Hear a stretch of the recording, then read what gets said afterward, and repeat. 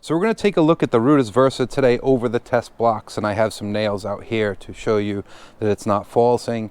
And in the last video with the test blocks, the RUTUS VERSA with 2.44 was really struggling at unmasking. It wouldn't get past this level 3 nickel here and definitely not hit those level 4 targets.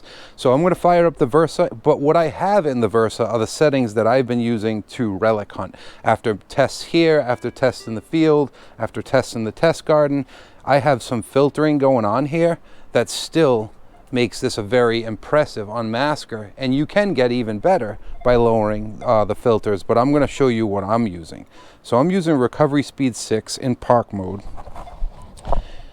and then for filtering I'm using coin boost 25, and then I'm using an iron filter of 10 and a bottle cap of 10. So the bottle cap of 10 helps me ignore bottle caps and large iron. I'll demonstrate that in the test garden. And the iron filter prevents that crackling and popping of nails, and using a coin boost of 25 really brings out those small, deeper targets as well. I've been really successful.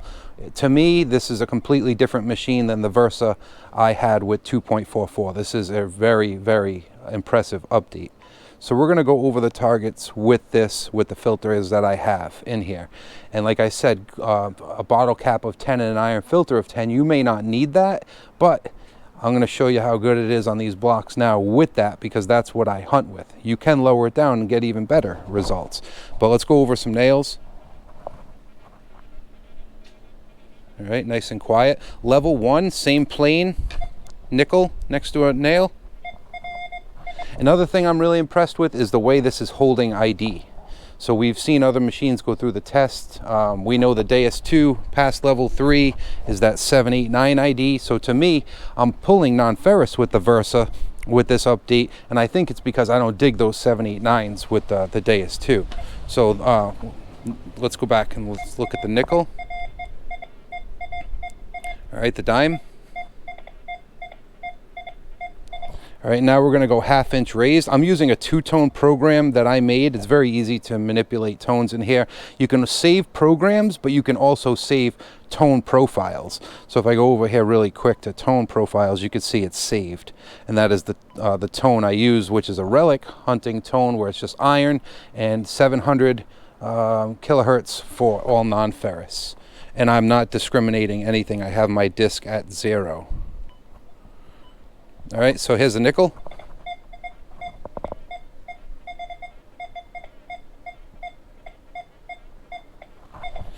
Dime.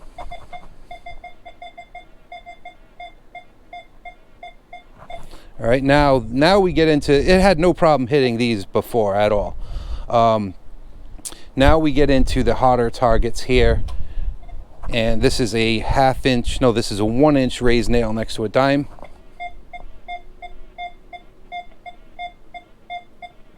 Next to a nickel. It could not see this before. Now we get a nice 2-way hit. We'll focus a little bit on these because it couldn't hit these before. So nice and slow, fast over it. That was one that surprised me with the VERSA in the last update, that it couldn't, the 2.44, that it couldn't see that. All right, now let's go over to these two tough targets. 1.5 inch raised nail next to a silver quarter.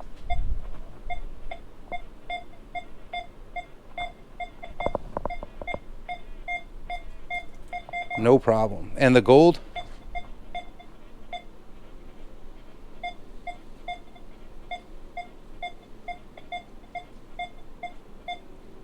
See if we get a 2-way hit.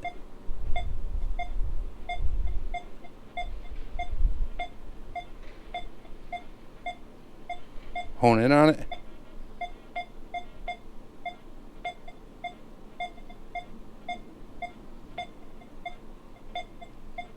Yep, very nice with this update. I think even the people that were not happy with my testing are going to also be very impressed with this update, because there were a lot of people that didn't agree that it had unmasking concerns, but it's night and day to me. I feel that they will also be very impressed with the unmasking and be pulling targets out of locations that they've previously hit with the 2.44 update. All right, let's go take a look at the test garden. Okay, so now let's look at some targets, and I'll start with an iron one. I'm going to show you the settings. I haven't changed anything. It's still recovery speed 6, and you can see my coin boost 25, my iron filter of 10, and my bottle cap of 10. And so here's an iron sidestep. Right, that's the bottle cap filter helping that. If I go in and lower that bottle cap filter, which now we have available in park mode and field mode. So there's the iron sidestep. Now, we don't need much of this. 2, 3, 4, 5, 6, 7, 8, 9, and then I settled on 10. 10 really helps me out with that. And then my iron filter of 10, so I keep 10 and 10. Both been working really good for me. So let's look at a rusty bottle cap now. So here's a bottle cap. All right, so that iron filter is going to help with nails. The bottle cap is going to help with bottle cap and large iron. So for this, we're going to go through the test garden with settings that I've been using. So we'll look at, here's a mid conductor, an 8-inch buffalo nickel, 10-inch buffalo nickel. And this is with stock modulation, so it's telling you it's deep. I haven't adjusted that, but you can. And my sensitivity is on 22. Nice ID there. All right, let's look at a high conductor. Here's a 10-inch walking half.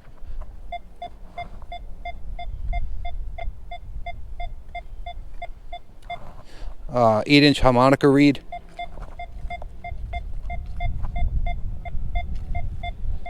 Now let's go low conductors, 1-inch gold. So if you don't have a multi-frequency machine popping out at least 40 kilohertz or a single frequency popping out a high kilohertz, these are two tiny slivers of gold that are actually off my ring that it was folding back, and I was like, I'll cut it off, put it in the test garden. So this is 1-inch gold.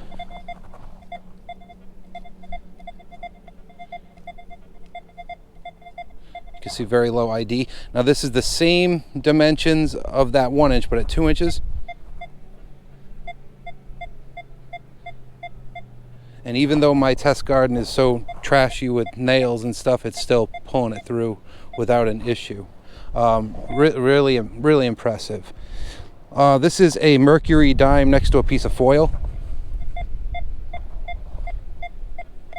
Pulling that right through. Has no problem hitting mid and to high conductors, low conductors. Another thing I wanted to show you, let's go in here and let's change this over to dual mode. So I've been using park dual mode. And what dual mode is I'll show you a couple different things with it. I'll show you my settings that I use for dual mode.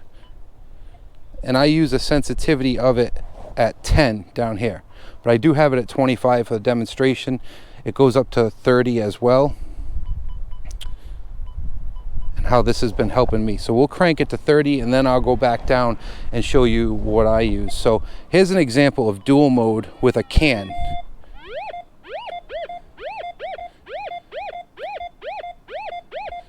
So that's a large, large can, which really helps identify it. Let's look at that iron sidestep that's dissed out with bottle cap, but what it sounds like.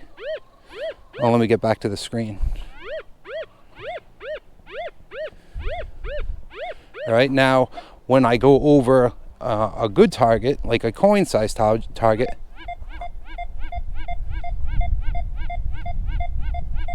I really like this dual mode.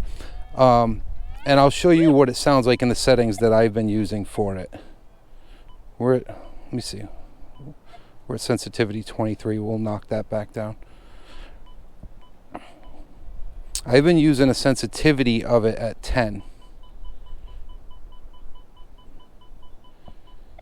It's sensitivity, but it also changes, the volume of it because it's not pushing so much to your ears. So here's the iron sidestep at 10.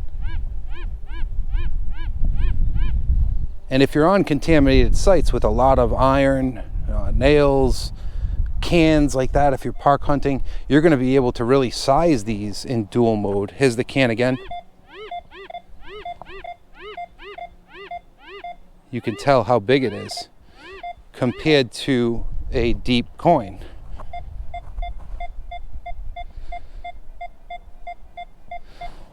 All right, so that, to me, that was, I've been using dual mode a lot on my relic sites, unless it's too trashy. If it's too trashy, then it might drive you crazy. But, well, there's a target there.